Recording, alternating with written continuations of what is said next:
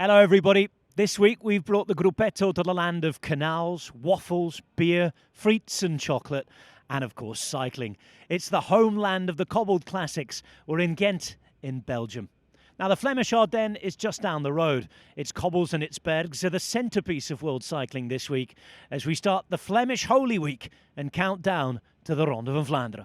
The Flemish Holy Week of cycling began in Harelbeke with the E3 Prijs, known worldwide as the E3 Saxo Classic.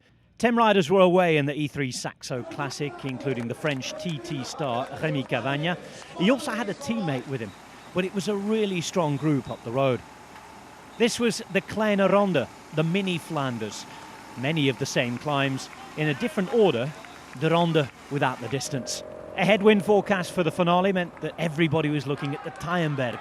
That was where the race was supposed to kick off, and that was where the race, in earnest, did kick off. Mathieu van der Poel showed that he was the strongest going up Tom Bonen's old favourite hill. Lidl Trek were the team that kept attacking though, trying to use their numbers, as well as Visma Bike doing the same. Several different riders were fired up the road, but Mathieu van der Poel sort of let all of that play out around him. When the race was at the Stationsberg, one of the definitive moves came. Oyerd Lascano launching, Mathieu van der Poel going, Wout van Aert also going with him. Now in this race, the Kwaremont and the Paterberg are the other way round to what we usually see in the Ronde van Vlaanderen. It would be the Paterberg first here and then the Oude Kwaremont. And on the Paterberg, an almighty crash. Van der Poel launching yet again, and this time, bizarrely, Wout van Aert slipping, crashing and out the back of a chasing pack. Van der Poel launched over the Paterberg. Van Aert was desperate to just stay back in the race. But Van Aert was back on when they got to the Kwaremont. Going up the Kwaremont, Van der Poel extended his lead. 30 seconds at that point. Before Van Aert was let out, he took off on his own adventure, bizarrely still having the legs and the power somewhere, and really starting to close the gap to Van der Poel. That gap got to as little as 11 seconds at one point, but then Van der Poel continued to exert his dominance. Van Aert running out of energy after what was already a miraculous comeback. Van der Poel was soon over a minute ahead. Van Aert going back to those behind. Wout van Aert was caught by Jasper Stuyven. They were riding for the other spots on the podium, as Mathieu van der Poel by this point knew he was about to do what both he and his father hadn't previously been able to do, better a second or third and win E3. Van der Poel celebrating, saluting, as the world of cycling saluted yet another stellar performance from one of its biggest showmen. The world champion winning in Harelbeke. Second place went to Jasper Stuyven. Final place on the podium to two-time winner Wout van Aert. Now there was no rest for the wicked, because next up, just 2 days later, was Gent-Wevelgem in Flanders fields. In the races prior to it, it had all been about SD Works Pro Time and of course Lidl Trek with their multiple options to try and challenge for the classics. There'd be nothing to separate a big group of riders over the climbs. Movistar, with former rider Van Vleuten looking on from the Belgian TV studios, knew that they didn't have the fastest sprinter, but were continuously attacking through Norsgaard and Mackay. Once again, the Kemmelberg would be the centrepiece of the race in Gent-Wevelgem, and the world champion Lotte Kopecky, who else, would attack over both ascents. First time she managed to take a couple of riders with her. That would come back together again before the second ascent, this time the most difficult over the Ushuaia side. And she'd once more be at the front again. A small group this time got away, just a few riders able to follow the very best in the world. But on the long run into Wevelgem with a cross tailwind, things would come back together once more. Movistar knew that they didn't have the fastest sprinter, however, and they'd fire first Emma Norsgaard and then Floortje Mackay up the road. It'd be Grace Brown to have a go in the final few kilometres, just when it looked like there was going to be a big bunch sprint. Around 30 riders coming to the line together. Brown will be caught though with 500 metres to go, and those 30 riders did contest in the end a big bunch sprint. Lorena Wiebes was the winner, and what a start to the season she'd had. Continuing where she left off the year before, 5 wins in 10 race days, absolutely flying. For the men, there was no defending champion Christophe Laporte. He'd be absent for Visma Bike, as well as Matteo Jorgensen, who was rested, excellent in the classic so far, plus Wout van Aert not riding this year at Gent-Wevelgem.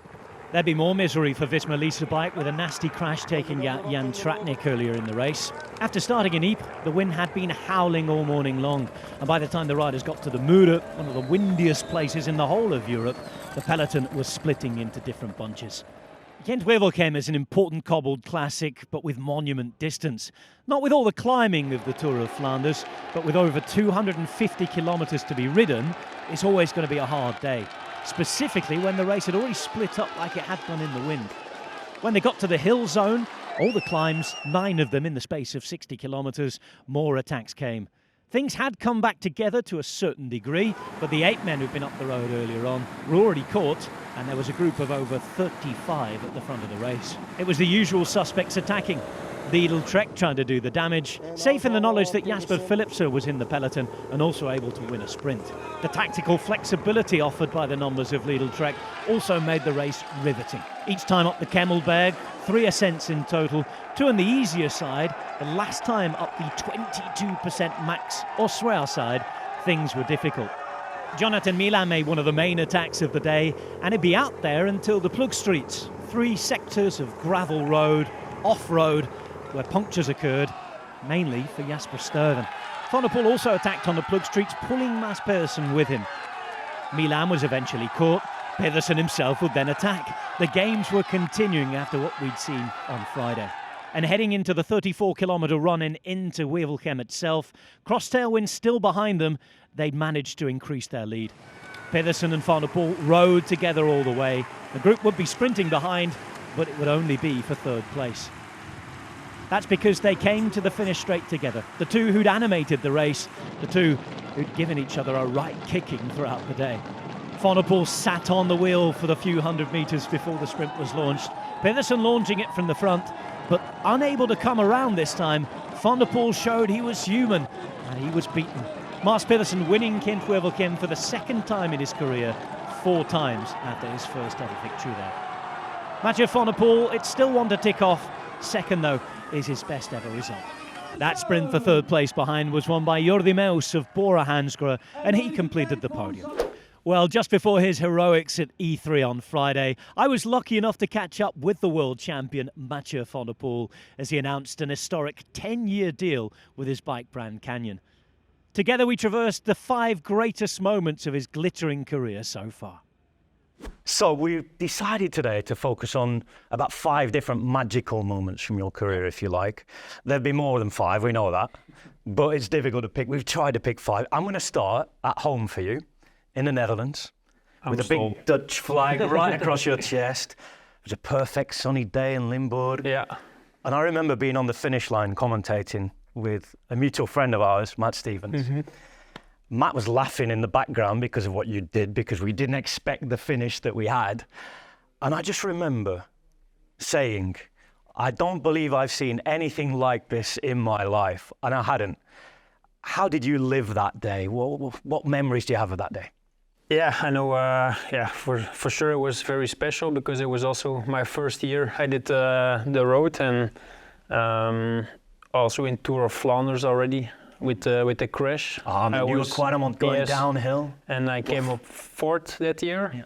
So I knew I was feeling good, and then Amstel was my last race actually of the year, and I was a bit too excited maybe. I started taking alone at I think 70 or 80k to go. But that's 6 years ago, because now it's normal if you start attacking 80k to go.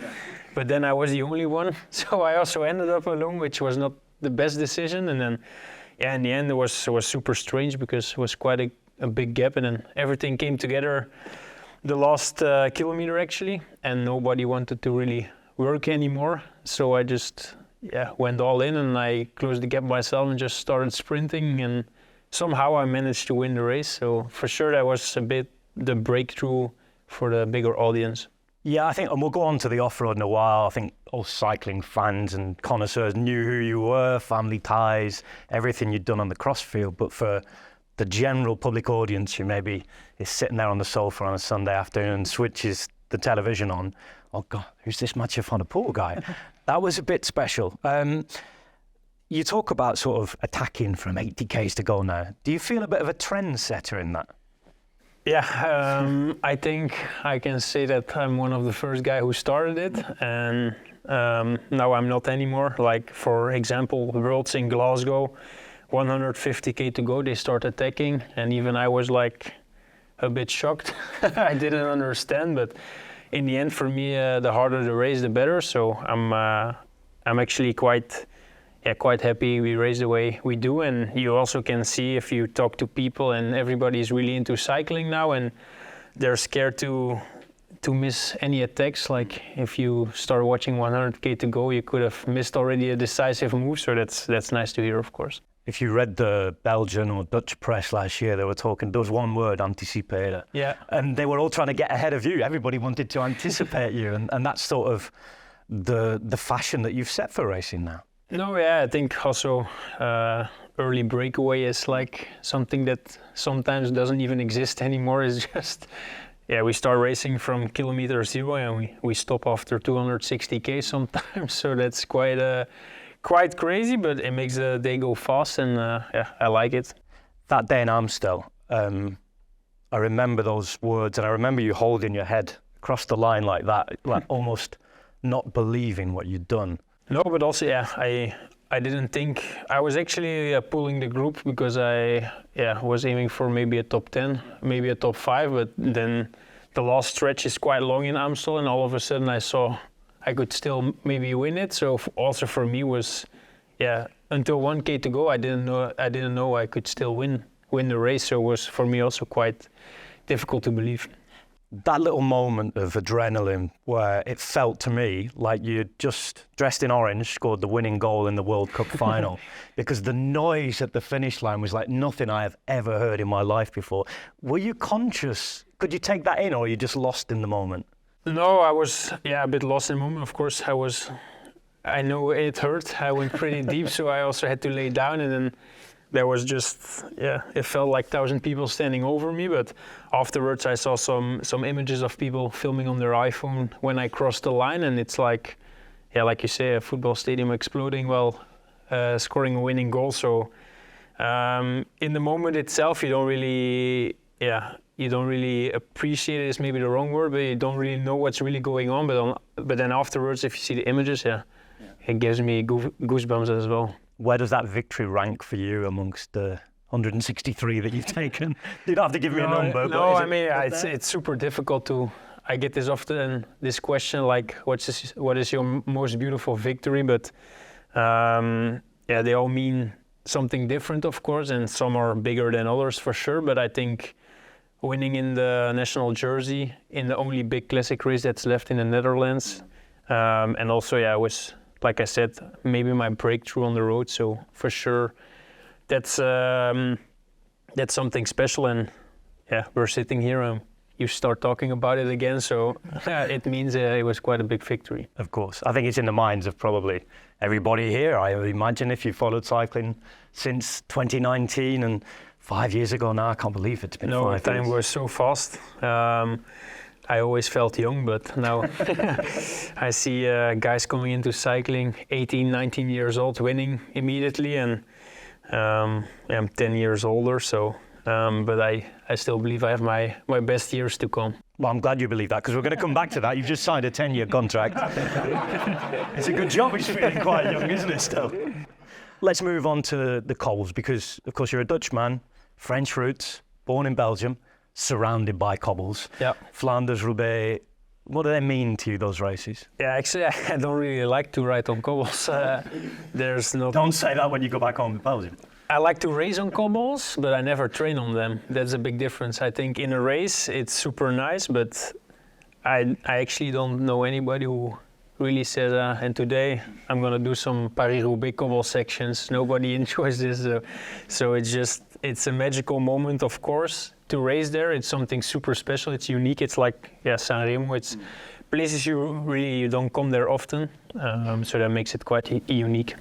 I'd like to talk about your relationship with pressure, because none of us really in this room will know what you feel. It's a personal thing. Everyone's talking about you. Everyone expects performances. How do you deal with that? Yeah, I'm quite used to it since I have already had quite some big appointments with cycling in the past. Of course, in the beginning when I was younger, it got me nervous, but now I'm kind of used to it, and I think nobody puts more pressure on me than I do myself. I want to perform and I want to win. That's why I started racing as well. I really love to win, and I think that's also what motivates and drives me. Do rivals motivate you, or do you just concern yourself with yourself? Oh yeah, for sure. I mainly concern myself, and I try to be the best version of myself. But yeah, you have to win. You have to pass the rivals. So yeah, it just keeps me on my edge as well. The better they are, the better I have to be, and I think this is all that counts in sports. There's no one particular rival who keeps you awake at night? Yeah, I know.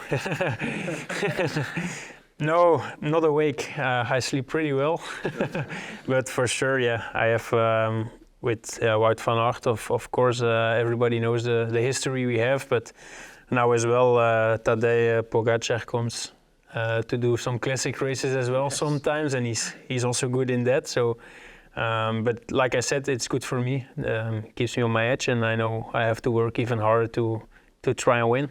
Well, that relationship and rivalry with Wout van Aert started before you both guys got to the road, and that's where I'd like to go next, off-road, because I know it's something you love. It's not just about road racing, isn't it? And that's why I think we love watching you as well, because you're always entertaining, whether it's on the mountain bike or on the cross field.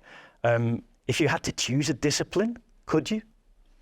Yeah, that's really difficult. I think, just to train, I enjoy myself the most on a mountain bike, just because you can also come to really beautiful places where you cannot go with a road bike. But for sure, for me, the most fun is to switch things, switch disciplines. It's super nice. Of course, 6 years ago when I started riding Kenyan, I was a full-time cyclocross rider, and that was the most important thing, but that changed a bit now. But I still do enjoy all different kind of disciplines. What's your favorite place to train? Oh, I really love Spain now, but I think one of the most beautiful places I've been on the mountain bike is still Livigno. It's there on the mountain bike, it's really maybe the best thing you can do on a bike.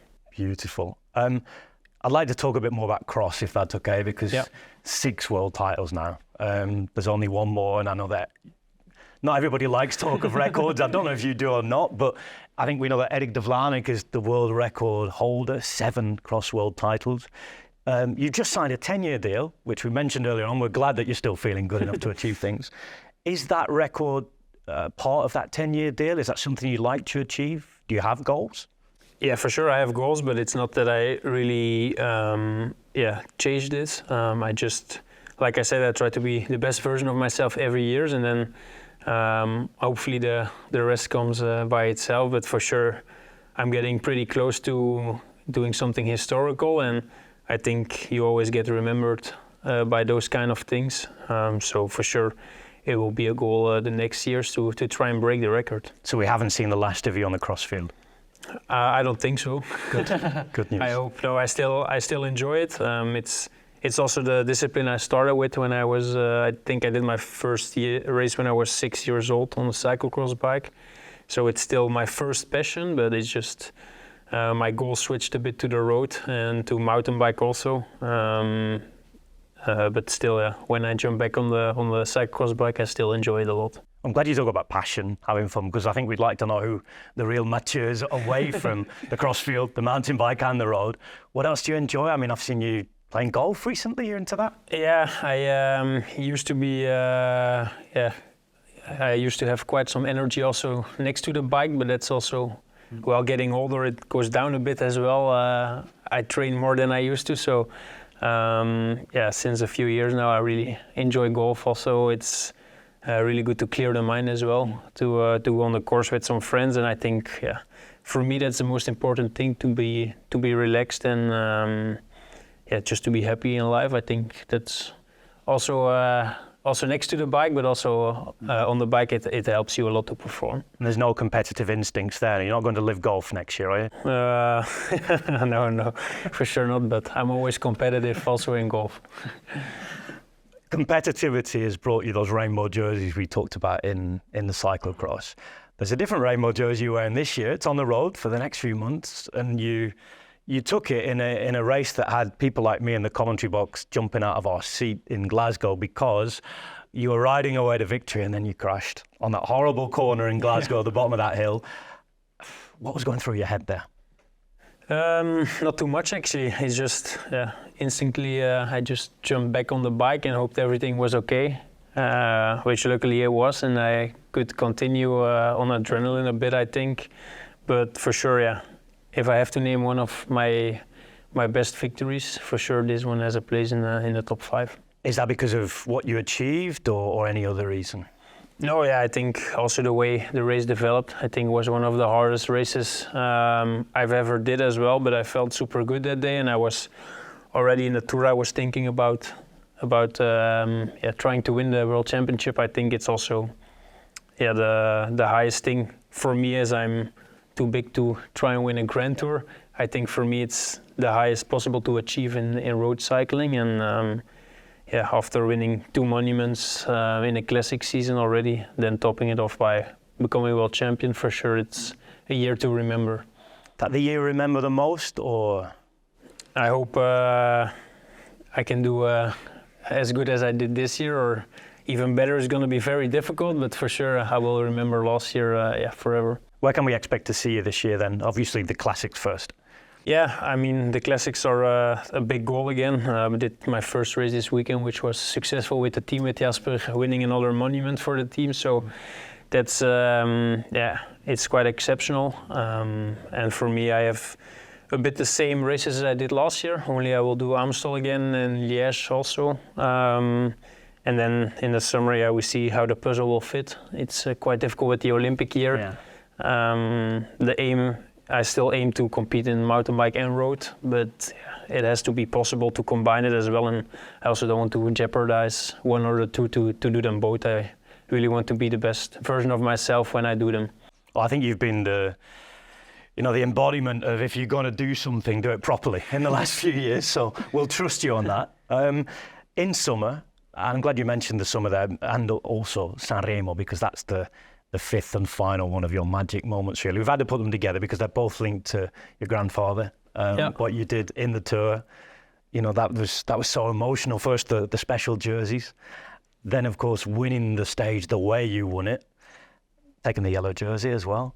And in Sanremo, winning 62 years after your grandfather won. Day to day, actually. So it was day to day. Yeah. Wow. It was really special. Of course, the history we have in the Tour de France as a family is also exceptional. And the only thing that was a bit off is that he wasn't there anymore to enjoy it. He would have been really proud, of course, but I think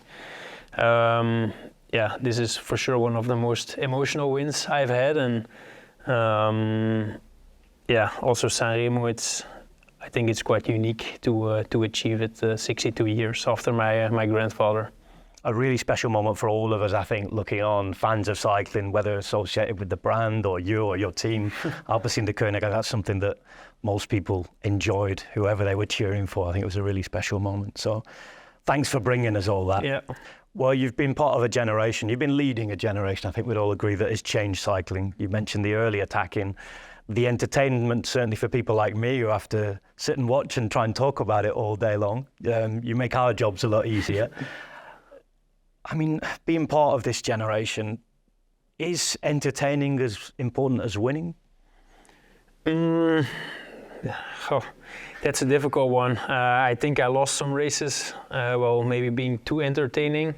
And in the end, after 10 years when you stop cycling, nobody will look at the entertaining races you did. They will look at the races you've won. And I think I made that switch maybe 2-3 years ago, that I really don't want to look back at missed opportunities. And the thing is, it is still entertaining because everybody joins the party now at 100k to go, but I'm not alone anymore. And no, like I said, I think I know that winning big races is the most important thing, and it's more important than trying to to do something stupid in a race.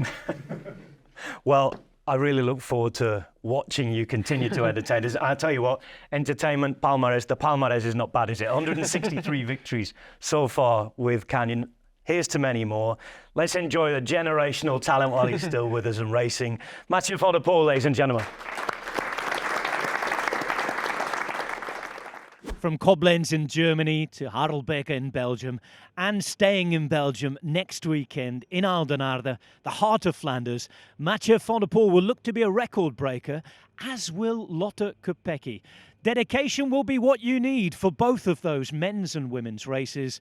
Lotte Kopecky already shares the 2 wins as a record for the women's Ronde van Vlaanderen. Mathieu van der Poel, if he were to win next week, would equal 3 wins, the record shared by quite a few riders at the moment. It's going to be a tough race as always, the next monument of the season, and there are some big favourites. In the women, Lotte Kopecky looks to be the outright favourite, but of course challenges could come within her own team. There's also the Lidl Trek team that seem to be racing well. And on the men's side, of course, Lidl Trek trying to challenge Mathieu van der Poel. And let's not forget about Wout van Aert, who has based his entire spring, altitude camps and all, missing races, sacrificing early season wins, and coming to try and take this one. Visma Lease Bike will put together a really strong team. And of course, it'll be the usual parkour in Flanders. All the cobbles and bergs, Quaremont Paterberg combination. Plenty going on with all the atmosphere that I mentioned to add into the mix as well. Well as Kopecky for SD Works, the likes of Royce, Follering, Wiebers, of course victorious in Gent-Wevelgem should be there. Balsamo, who's also been winning in Flanders recently, is there alongside the likes of Dijkman and Van Amrooy. Longo Borghini, always a rider to watch. Everybody will be looking to Kopecky, world champion and Belgian hero, of course, to see if she can take that victory and that record all out. It will, of course, be a first time that anybody won 3 times in a row as well in the women's Ronde van Vlaanderen. And from outright record possibilities, it could be one for Mathieu van der Poel to share the record. A win would put him on the same number of victories as Boyce, Magny, Lehmann, Museo, Bonen and Cancellara. A list of legends that Van der Poel, anyway, is already set to join. There's a whole host of other names to add into the mix, and before the riders get there, they'll be racing at Dwars door Vlaanderen as well. You can watch Dwars door Vlaanderen on Discovery Plus and on Eurosport. And on Sunday, every single pedal stroke of the men's Ronde van Vlaanderen will be live as it leaves Antwerpen, goes through the flat section on the road to the first cobbles. The fun will start when they're in the Flemish Ardennes. The women's race will also follow, and as always, you can watch it all live on Discovery Plus and on Eurosport. We've reached the end of the Gruppetto this week, but thanks for watching. We hope you've enjoyed it. Please remember to like, share and subscribe if you did. And we'll be back with you next week after what is always the biggest day of the year in Flanders. We'll be in Oudenaarde at the finish line of the Tour of Flanders to recap everything that happens on that great day in both the men's and women's races. We'll also be previewing the cobbled action over the border in France. Yes, it'll be time for the Hell of the North at Paris-Roubaix. For now, though, from beautiful Ghent, it's goodbye.